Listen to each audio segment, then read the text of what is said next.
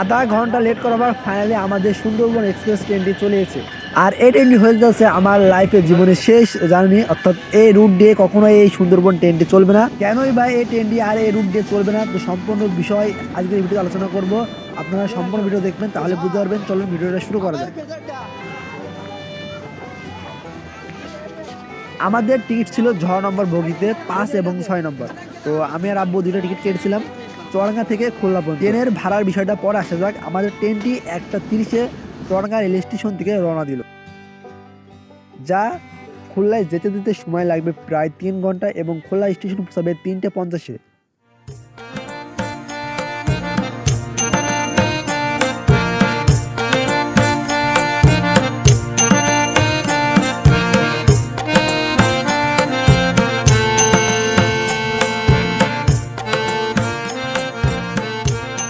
এবারে আসি আপনারা কিভাবে ঢাকা থেকে খুলনাতে আসবেন। ঢাকা থেকে খুলনাতে অনেকগুলো ওয়েস্ট, তার ভিতরে সব থেকে নিরাপদ হচ্ছে ট্রেন।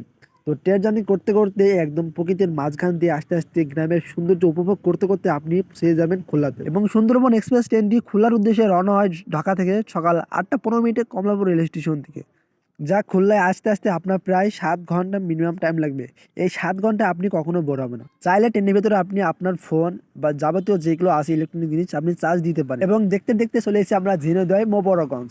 এটা হচ্ছে বেনাপোল এক্সপ্রেস, যা এখান থেকে ক্রসিং এর মাধ্যমে চলে যাবে ঢাকার উদ্দেশ্যে। কোনোদিন সৌভাগ্য হলে এই বেনাপোল এক্সপ্রেস ট্রেনে চলে যাবো ইন্ডিয়াতে।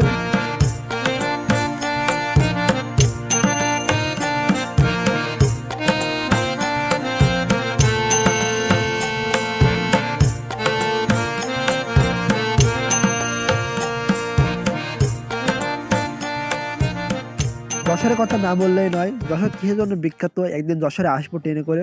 তো এটা হচ্ছে নতুন রেলপথ, তো যা মাত্র 3 ঘন্টায় খুলনা থেকে ঢাকায় যাওয়া যাবে।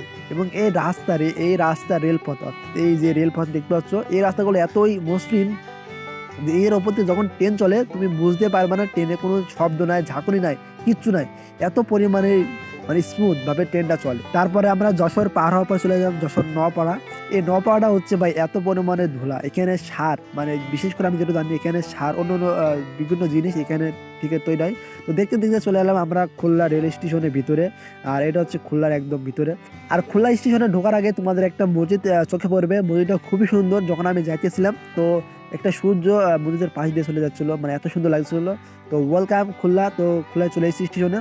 আর এই খুলনা স্টেশনটা হচ্ছে একদম হুবহুব রাজশাহী স্টেশনের মতন, মানে যে এই লাইনগুলো দেখতে পাচ্ছ হুবহুব রাজশাহী স্টেশনের মতন। রাজশাহী আমি গিয়েছিলাম, তো ওই ভিডিওটা আমার ডেসক্রিপশনে দেওয়া থাকবে, তোমরা চাইলে তোমরা দেখে নিতে পারো। তো ফাইনালি খুলনা স্টেশনে নামলাম। তো এরপর আমরা স্টেশনের বাইরে বেরাবো। আর খুলনা স্টেশনটা অনেকটা সুন্দর একটা পরিবেশ।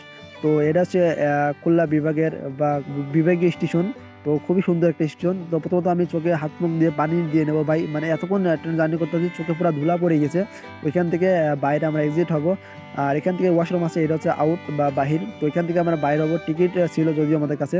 তো তারপর আমরা টিকিট দেখে ভিতরে প্রবেশ করলাম। আর ভিতরটা খুবই সুন্দর একটা। তো তারপরে আমরা স্টেশনের বাইরে বেরিয়ে এলাম। তো গাইস, এই ছিল ভিডিও। যদি ভিডিওটা ভালো লাগে, তোমার কাছে একটা রিকোয়েস্ট, প্লিজ একটা সাবস্ক্রাইব করবা এবং আমার চ্যানেলটাকে তোমরা একটা লাইক করবা। তো তারপরে বাই বাই, আল্লাহ হাফেজ, অন্য একটা ভিডিওতে দেখা হবে।